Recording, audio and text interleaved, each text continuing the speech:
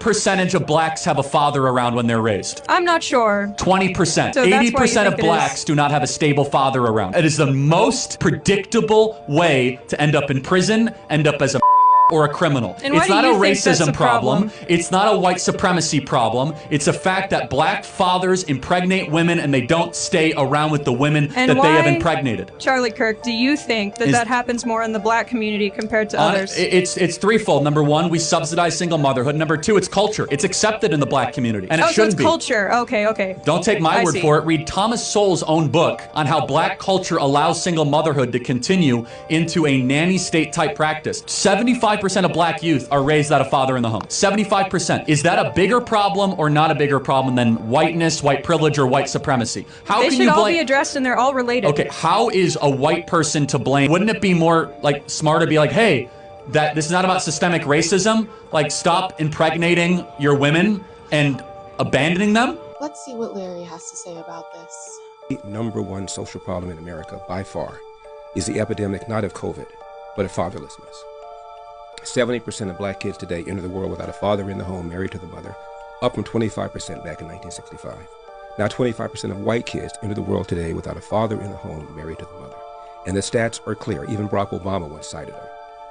If you're raised without a dad, you're 5 times more likely to be poor and commit crime, 9 times more likely to drop out of school, and 20 times more likely to end up in jail. What's happened? In the mid-60s, with I think the best of intentions, a Democrat named Lyndon Johnson launched what he called the War on Poverty. And since then, we have incentivized women to marry the government and incentivized men to abandon their financial and moral responsibility. You know, when I say this to people, the pushback I get is, well, there are lots of things that are going on, systemic racism, poverty. Here's the problem. If you look at a young black male aged 10 to 43, that's young to me because I'm 71 years old.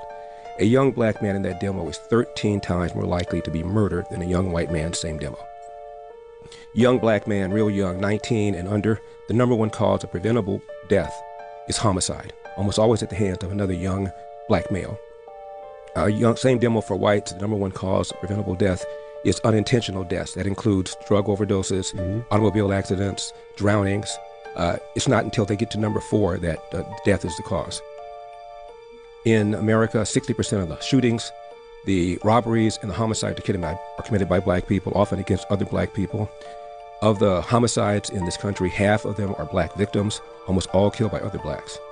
How do you explain that if it isn't for the absence of father? So, are you mad at what Charlie said?